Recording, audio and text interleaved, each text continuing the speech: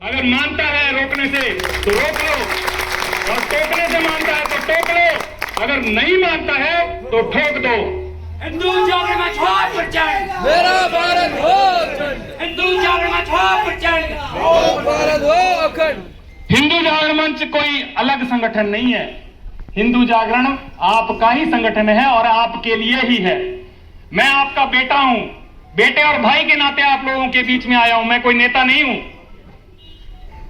और मेरे समाज के प्रति क्या जिम्मेवारी है, उस जिम्मेवारी को समझते हुए आज मैं यहां आप लोगों के बीच में खड़ा हूं।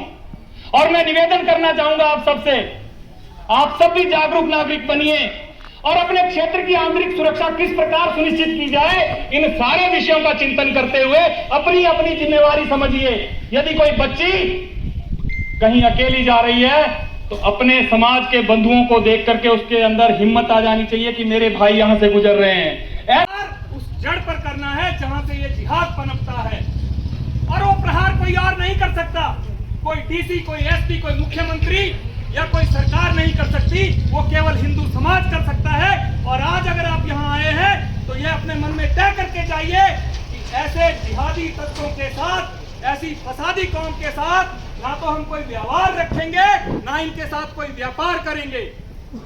इनके जिहाद को खत्म करने का केवल एकमात्र उपाय है इनका आर्थिक बहिष्कार। ये प्रण लेके जाइए यहाँ से। जितने भी प्रतिनिधि यहाँ आए हैं मैं उनसे भी निवेदन करना चाहूंगा, आप सब संवैधानिक संस्थाओं में बैठे हुए, संवैधानिक पदों पर बैठे हुए लोग हैं। आपके हाथ में बहुत सी चीजें हैं। संवैधानिक तौर पर जिन चीजों को किया जा सकता है, संगठन के तौर पर हिंदू जागरण मंच उन चीजों को नहीं कर सकता। हम लड़ाई लड़ सकते हैं, हम सड़क की लड़ाई लड़ सकते हैं और वो लड़ाई हिंदू जागरण मंच निरंतर लड़ रहा है। हमारे कार्यकर्ता इस समाज के बीच में से ही निकल करके आते हैं। कोई दुकानदार है, कोई ड्राइवर है, कोई मेरी तरह शिक्षक है, कोई किसी और व्यवसाय को करता है और हमें कोई सैलरी नहीं मिलती है। केवल अपने समाज के प्रति अपना दायित्व समझ करके कि इस हिंदू समाज की आंतरिक सुरक्षा सुनिश्चित हो, हम अपने परिवारों को छोड़कर ऐसे ऐसे क्षेत्रों में जाकर के उन बेटियों को बचाने का काम करते हैं जहां पुलिस भी जाने से घबराती है। मैं केवल इतना आग्रह करना चाहूंगा आप लोगों से, हमें केवल आपका इतना साथ चाहिए कि आप अपने अपने क्षेत्र को, अपने अपने गांव को एक अभेद्य किले में बदल दें। अपनी अपनी पंचायत में ये सुनिश्चित करें, ये प्रस्ताव डालिए अपनी पंचायत में, सर्वसम्मति से उसको पास करवाइए पंचायत में कि बिना पंचायत की अनुमति के, क्योंकि आपकी पंचायत अपने आप में संवैधानिक संस्था है, स्वायत्त संस्था है। पंचायत अगर किसी चीज को पारित करती है तो उसको मोड़ने का अधिकार डीसी को भी नहीं है, डीसी को भी वो चीज माननी पड़ेगी। इसलिए मैं कहता हूं अपने अधिकारों को जानिए, अपनी संवैधानिक ताकतों को पहचानिए। देखिए, तलवार की लड़ाई तलवार से लड़ी जाएगी, बंदूक की लड़ाई बंदूक से लड़ी जाएगी। यदि आप चाहते हैं कि आज के इस वर्तमान युग में टेक्नोलॉजी का जमाना है, एडवांस जमाना है, कानून हमारे बहुत सारे बने हुए हैं, तो जिन चीजों को कानून सकता है उनको कानूनी तौर पर रोकने का प्रबंध कीजिए, ताकि ये जो पुलिस के भाई मेरे यहाँ खड़े हैं इनके हाथ भी मजबूत हों। पुलिस आज बाध्य है, और क्यों बाध्य है? पुलिस हर जगह नहीं पहुंच सकती, पुलिस की अपनी सीमाएं हैं। और ये हमारे परिवार के लोग हैं, कोई मेरा भाई पुलिस में है, किसी का पापा पुलिस में है, किसी का मामा पुलिस में, सब हमारे परिवार के लोग हैं। और मैंने अक्सर देखा है जब भी कोई प्रदर्शन होता है, जब भी कोई आंदोलन होता है, तो सबसे पहले टारगेट पर किसको लिया जाता है? पुलिस को। पुलिस प्रशासन मुर्दाबाद, यही नारा लगता है ना। लेकिन क्या कभी हमने विचार किया कि हमने इस पुलिस को, ये जो पुलिस प्रशासन हमारी सुरक्षा के लिए लगा है, इसको मजबूत करने के लिए हम लोगों ने क्या किया? तो आप देखेंगे समाज की तरफ से 0% सहयोग हम लोग करते हैं। यदि हर पंचायत यह प्रस्ताव पारित कर दे कि पंचायत की अनुमति के बिना कोई व्यक्ति ना तो हमारे क्षेत्र में रह पाएगा, ना ही कोई व्यक्ति हमारे क्षेत्र में व्यापार कर पाएगा। आपके जितने भी स्थानीय व्यापार मंडल हैं, मैं व्यापार मंडल के बंधुओं से भी निवेदन करना चाहूंगा, प्रस्ताव पारित कीजिए अपने व्यापार मंडल में। बिना व्यापार मंडल की अनुमति के कोई व्यक्ति जो है ऐसे विधर्मियों को जो गोली मारने की धमकी देते हैं, जो हमारी नन्ही नन्ही बेटियों के साथ लव जिहाद करते हैं। अभी 1.5 महीना पहले की बात है, बारामूला से एक 12 साल की छोटी सी बच्ची को हम बचा करके लाए उन्ना, और आप कल्पना करिए इस विकृत मानसिकता के लोगों ने जो जिहादी उसको यहां से भगा करके लेके गया था, 1 महीने के बाद मिली वो बच्ची, उस 12 साल की बच्ची के साथ वो शादी कर चुका था, निकाह कर चुका था वो। ये हालत है हिंदू समाज की। और कैसे लफ्ज याद हो रहा है, जब आपके क्षेत्र में आप किसी को घुसने नहीं देंगे तो आपकी बहन बेटियों की तरफ आंख उठा करके देखने का दुस्साहस कैसे करेगा भाई। समाज के लोग उनको अपने घरों में रख रहे हैं, अपनी दुकानों में उनको स्थान दे रहे हैं। और केवल यही नहीं कर रहे हैं वो लोग, केवल इतना नहीं कर रहे हैं, वो मेरे हिंदू भाइयों के पेट पर भी लात मार रहे हैं। एक जिहादी मुसलमान बाहर से आता है, आपके साथ बड़े मीठे मीठे बात करेगा, लेकिन उसके दिमाग में वही जिहाद का कीड़ा है, क्योंकि जो उसको करना है। और 6 महीने के बाद 15 और लोगों को ले आएगा और उनको बुझका बांध करके यही की दुकान से उठा करके आपके अलग अलग गांव में भेज देगा। आप देखिए, जिस हिंदू भाई ने यहां मलोकर के बाजार में 3000 4000 दे करके एक दुकान किराए पर ली है, और जो अपना जीएसटी दे करके, टैक्स पे करके जो है अपना यहां काम धंधा कर रहा है, अपने परिवार का भरण पोषण करने का काम कर रहा है, जब गांव गांव में ये अवैध फेरी वाले जाएंगे तो उसकी दुकानदारी ठप होगी या नहीं होगी? होगी या नहीं होगी? कितनी मस्जिदें और मदरसे हैं, आपको जानकर हैरानी होगी। पिछले वर्ष हमने एक सर्वे किया था पूरे हिमाचल प्रदेश में, हिंदू जागरण मंच ने, तो बहुत चौंकाने वाले आंकड़े हमारे ध्यान में आए।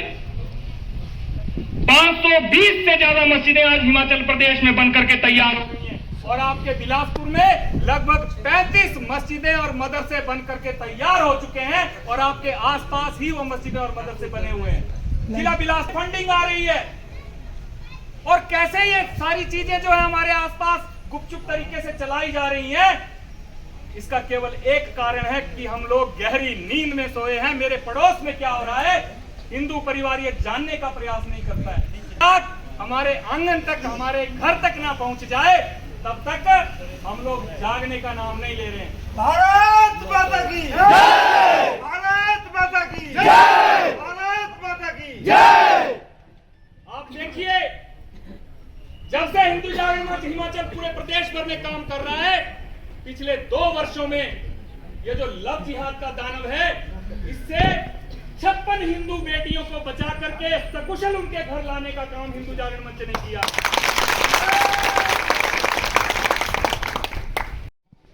और उसका कारण भी है क्योंकि हिमाचल प्रदेश में ऐसी घटनाओं का होना बहुत कम था, ऐसी घटनाओं की पुनरावृत्ति बहुत कम थी। मुझे याद है आज से लगभग 2-2.5 साल पहले घुमारवीं में एक मामला हुआ था, जहां बाहर के एक मुसलमान ने वहां सब्जी बेचने वाले के साथ मारपीट की थी स्थानीय से, और चाकू निकालकर उसको डराने धमकाने का काम किया था।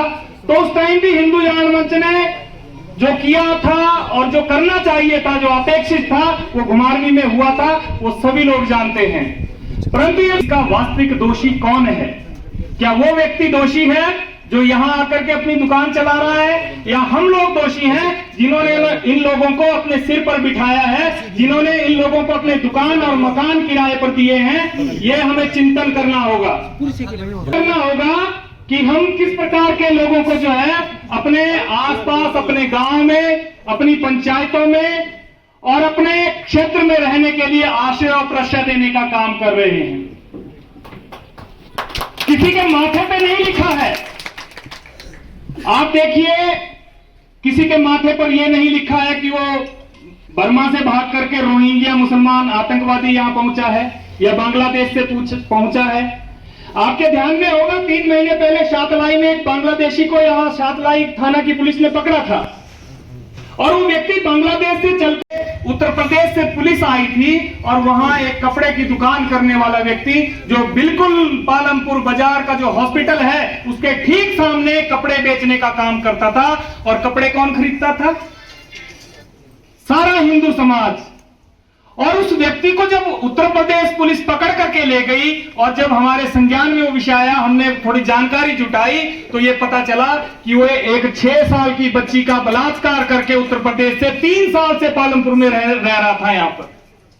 तो आप कल्पना करिए हम लोग कितने गहरी नींद में सोए हुए हैं, अपना समाज कितनी गहरी नींद में है कि उसको यह पता नहीं है कि हमारे आसपास किस प्रकार के दरिंदे, किस प्रकार के आतताई और ऐसी विषैली विचार को रखने वाले लोग आज घूम रहे हैं। आज ये जो महापंचायत आप लोगों ने यहां बुलाई है, इसका केवल एकमात्र उद्देश्य है कि हम अपने पूरे संपूर्ण समाज की आंतरिक सुरक्षा को यहां से सुनिश्चित करके आज जाना चाहते हैं। साथियों, अगर आप ये सोचते हैं कि पुलिस प्रशासन आपकी सुरक्षा सुनिश्चित करेगा, तो पुलिस प्रशासन जो है 1990 में, अगर आप ये सोचते हैं कि सरकारें आपकी सुरक्षा सुनिश्चित करेंगी, तो सरकारें 1990 में जम्मू कश्मीर में भी थी। और अगर आप ये सोचते हैं कि सेना आपको बचाएगी, तो वो सेना 1990 में भी कश्मीर में थी, और उसी कश्मीर में थी जहां से गालिब गालिब और तस्लीब का नारा मुसलमानों ने हर एक मस्जिद और मदरसे से लगाया था, और यह कहा था कि हिंदुओं कश्मीर छोड़ करके जाओ, कश्मीर बनेगा पाकिस्तान, हिंदू मर्दों के बगैर और हिंदू औरतों के साथ। और अब विडंबना देखिए इस देश की, 5 लाख से ज्यादा हिंदू विस्थापित हुए वहां से, और पूरे देश भर में कहीं कोई प्रदर्शन नहीं, कहीं कोई रोष प्रदर्शन इस समाज ने नहीं किया, और उसी का परिणाम है कि आज तक वो 5 लाख हिंदू परिवार जो है दर दर की ठोकरें खाने पर विवश हैं। और अभी देखिए आज भी वहां की स्थिति लगभग वैसी ही है। आतंकवाद करने वाले लोग